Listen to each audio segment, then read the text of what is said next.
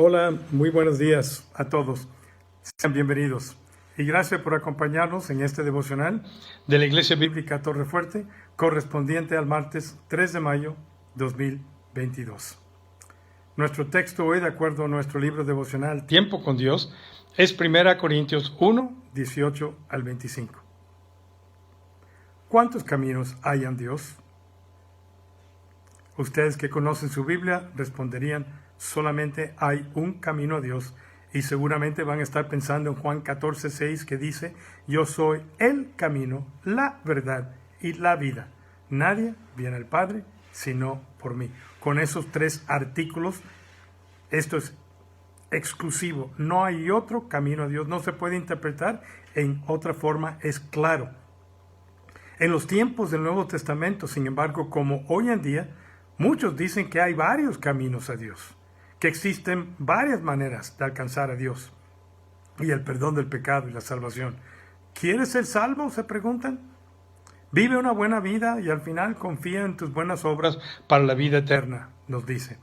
Otros dicen el camino a Dios es por medio de la meditación e introspección. Otros, el camino a Dios es a través de la iglesia, dicen, a través de los ritos y sacramentos de la iglesia. La porción bíblica de hoy que vamos a ver declara clara y abiertamente que la salvación solamente viene por medio de la predicación del Evangelio. Eso es como dice Romanos 10, 17. La fe es por el oír, y el oír por la palabra de Dios. Eso es. La predicación en sí mismo no salva, pero es la que necesitamos oír y escuchar para depositar nuestra fe en la obra perfecta de salvación por Jesucristo en la cruz del Calvario. Y así, por gracia, seamos salvos por medio de la fe en Cristo Jesús. No hay otra manera. No por nuestro conocimiento, no por nuestras obras, no hay otra manera. En los días del Nuevo Testamento, la predicación del Evangelio era considerada una locura, especialmente por los poderosos, los sabios, los inteligentes, para los que se consideran sabios e inteligentes, para los griegos y aún por la mayoría de los judíos. El apóstol Pablo, en una ocasión, cuando estaba predicando el Evangelio en el Areópago, el pórtico real cerca del mercado de la ciudad de Atenas, donde se reunía el Concilio Supremo de la ciudad, que gobernaba especialmente sobre asuntos educativos y religiosos, predicó el Evangelio. Y al terminar de presentar el Evangelio y terminando con la resurrección de Jesucristo, dice Hechos 17:32, cuando oyeron lo de la resurrección de los muertos, unos se burlaban y otros decían: ya te veremos acerca de esto en otra ocasión. Y Pablo salió en medio de ellos. ¿Por qué?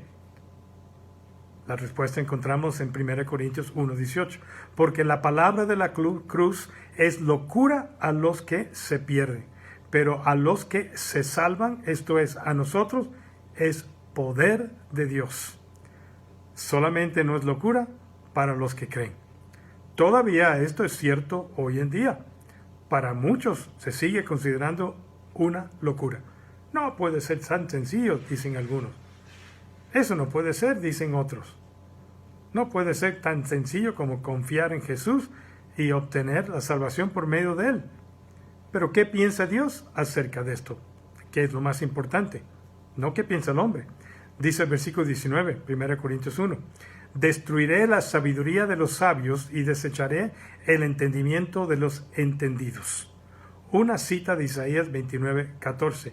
Y el apóstol Pablo agrega en el versículo 20, ¿dónde está el sabio? ¿Dónde está el escriba? ¿Dónde está el disputador de este siglo? ¿No ha enloquecido Dios la sabiduría del hombre? Dios en su sabiduría vio que el mundo jamás lo encontraría mediante la inteligencia humana. El camino de Dios no tiene nada que ver con la sabiduría humana. Así lo dice el versículo 21. Pues ya que en la sabiduría de Dios el mundo no conoció a Dios mediante la sabiduría, agradó a Dios salvar a los creyentes por la locura, lo que dicen que es la locura de la predicación. Agradó a Dios salvar a los creyentes por la locura de la predicación. ¿Qué podría ser más claro? El hombre nunca sabrá lo suficiente para salvarse. Es incapaz de salvarse a sí mismo. En aquellos días, los días de Jesús, la cultura dominante en esa región era la cultura y el idioma griego. Yo sé que los romanos estaban en poder político y militar, pero el idioma comercial era el griego koiné, el latín era el político. Y había una cultura en general que reunía a todos los países alrededor del mar Mediterráneo y un poco más allá, que no era la romana. La romana dominaba por su ejército, pero la cultura que había dejado Alejandro el Magno siglos atrás todavía seguía siendo la predominante. Y los griegos eran famosos por sus filósofos y especialmente por su amor a la sabiduría. El apóstol Pablo usó esto para poder dialogar con ellos en Atenas y así poder presentarles el Evangelio. Sin embargo, la sabiduría del mundo no es el glorioso tesoro que los griegos creían que era. Su sabiduría los llevaría directamente al infierno. Realmente se estaban perdiendo por su sabiduría humana. Estaban tan seguros de que sabían quién era Dios y cómo tratar con Él, se sentían tan confiados en que tenían las respuestas a los problemas del hombre, del pecado, de la culpa, que automáticamente rechazaban lo que Dios tenía que decirles acerca de su salvación mediante la cruz del Calvario, la salvación que Cristo prometía, porque para ellos era locura. Confiamos más en nuestra sabiduría. Para ellos, en su sabiduría, la salvación mediante la cruz de Cristo era locura. Era la cosa más tonta que jamás habían escuchado. Y así se estaban perdiendo por pensar que la cruz de Cristo era locura. A cambio, los judíos buscaban señales como evidencia de la veracidad de algo, la autenticidad de algo. Varias veces le preguntaron a Jesús, o le pidieron a Jesús, una señal como evidencia de su autoridad, para comprobar que su mensaje era verídico. La gente, por naturaleza, espera algo más de lo que Dios les ofrece. Los judíos piden señales. Haz un milagro, le pedían los judíos a Jesús. Entonces creeremos que tú eres el Mesías prometido. Cosa curiosa, Jesús les había dado amplia evidencia. Había sanado enfermos, había abierto los ojos de los ciegos, había sanado leprosos, había resucitado muertos. Lázaro, el más famoso, les había predicado el evangelio a los pobres. Pero ellas querían una clase de señal diferente, porque antes que un salvador del pecado, lo que querían era un salvador político, un Mesías, alguien poderoso que los librara de los odiados romanos, y esa perspectiva los cegaba y no permitía que vieran la gracia de Dios, de Cristo Jesús y la salvación que solamente se encuentra en Él. Cuando Jesús, por ejemplo, limpió el templo en Juan 2:18, las autoridades religiosas le pidieron: Jesús, ¿qué señal nos muestras ya que haces esto? ¿Qué autoridad tienes y cómo lo vas a comprobar? ¿Qué evidencia nos presentas? ¿Qué señal? En otra ocasión, algunos de los escribas y de los fariseos dijeron: Maestro, deseamos ver de ti una señal, en Mateo 12:38. Y respondiendo Jesús en 12:39 dijo: La generación mala y adúltera demanda señal, pero señal no le será dada, sino la señal del profeta Jonás. Hablando Jesús acerca de su resurrección, obviamente, aunque ellos no lo entendieron así. En Mateo 16:4 vinieron los fariseos y saduceos para tentarle y le pidieron que mostrase una señal del cielo. Jesús no iba a responder a eso, y gimiendo en su espíritu dijo: ¿Por qué pide señal esta generación después de todo lo que yo he hecho? Aún sus mismos discípulos, reflejando su cultura judía, le preguntaron en Mateo 24:3: Jesús, Rabino, ¿cuándo serán estas cosas? ¿Y qué señal habrá de tu venida y el fin del siglo?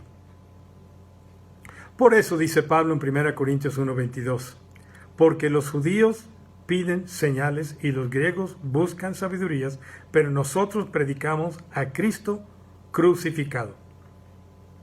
No vamos a poder convencer a la gente de su necesidad de salvación y cómo obtenerla por argumentos filosóficos, sabiduría humana o por medio de señales.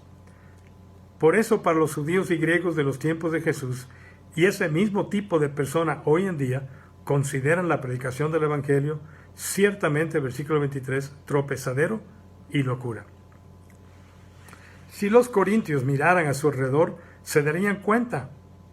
El Espíritu Santo había llevado a los cristianos de Corinto al entendimiento de que habían sido salvos mediante la cruz de Cristo. Lo habían descubierto los polemistas griegos o los eruditas escribas judíos.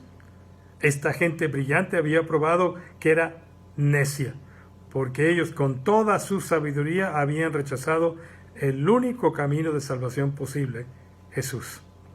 En la congregación de Corintio había tanto judíos como griegos que habían descubierto el Evangelio, que una vez habían rechazado como una ofensa o descartado el Evangelio como necedad o locura, pero que en realidad era el poder y la sabiduría de Dios y lo aceptaron. El Espíritu de Dios obró en ellos su gracia. ¡Qué cambio tan sorprendente para aquellos que creyeron! Solamente el Espíritu Santo, que llama a los hombres, a las mujeres y a los niños a la fe, puede hacer esa clase de transformación. Porque Dios usa una metodología muy diferente a los hombres que buscan sabiduría humana o constantemente demandan señales divinas. Porque lo insensato, dice ahí el versículo 24 de Dios, es más sabio que los hombres, y lo débil de Dios es más fuerte que los hombres. En el reino de Dios, todo esto está al revés. Dios prueba que es sabiduría lo que el hombre considera como una necedad. Dios prueba que es fuerte lo que el hombre considera que es débil. Los judíos vieron la cruz como una prueba de debilidad absoluta. Dios hizo de la cruz el instrumento más poderoso de bendición para salvación. Los griegos, por su parte, vieron el Evangelio como una prueba de lo absurdo.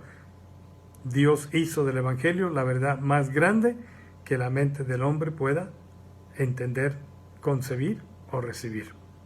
Por eso termina diciendo Pablo en 1 Corintios 1, 24, más, era el versículo 25 el que había citado antes, más para los llamados, así judíos como griegos, Cristo, poder de Dios y sabiduría de Dios.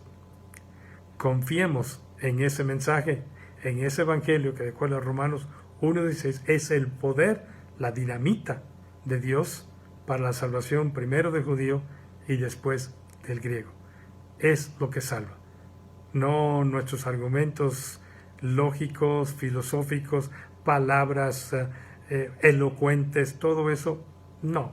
Quizás Dios puede usar medios, pero eso no es lo que salva. Es la predicación sencilla de lo que Jesús hizo y creer, confiar en ese Jesús que murió y resucitó por nosotros. Ese es nuestro mensaje. Compártelo el día de hoy. Padre, te damos gracias por ese evangelio que es el poder de Dios para salvación. Nosotros lo reconocemos. No es locura. No es sabiduría humana. No son señales. Es una obra tuya de salvación en la cruz del Calvario. Por eso te alabamos el día de hoy. Permítenos, Señor, ser directos y confiar en ese mensaje, como dice tu palabra, porque es espada que penetra hasta lo más profundo del hombre. Te lo pedimos en el nombre de Cristo Jesús. Amén. Nuestra próxima transmisión virtual será mañana miércoles 4 de mayo a las 19:30 a las 7:30 y también será presencial al mismo tiempo que se transmite, sin necesidad de registro, y habrá ya cuidado de niños de 5 a 11 años de edad. Hace unas semanas atrás iniciamos una nueva de estudios sobre qué es bíblico y qué es cultural, muy interesante y necesario para nuestros tiempos hoy. Creo que mañana es el tercer mensaje en esta serie. También mañana vamos a estar celebrando presencialmente y transmitiendo también la mesa del Señor. Así que ustedes que lo van a ver en casa, prepárense por favor, tengan listos los elementos, y ustedes que van a venir en forma presencial, los esperamos. Gracias por acompañarnos en este breve devocional de esta mañana. Nos vemos mañana en nuestro próximo devocional a las 9 de la mañana. Les esperamos. Cuídense por favor mucho en estos días. Aunque la pandemia ya prácticamente es endemia, así lo está describiendo ya la Secretaría de Salud Nacional, debemos todavía de cuidarnos porque todavía hay gripas fuertes que uno puede pasar. Tengo que decirles a ustedes que mi hijo salió positivo y entonces nosotros como familia estamos siguiendo el protocolo y estamos aquí en casa para la protección y por precaución de no contagiar a otros. Oren por nosotros. Hasta ahora Nancy y yo no presentamos síntomas, pero piden a Dios por favor por nuestro hijo para que disminuya la fiebre y también la tos que está experimentando durante este proceso de este coronavirus en su vida. Así que agradecemos sus oraciones. Cuídense mucho, que Dios los bendiga ricamente y que tengan un muy excelente día.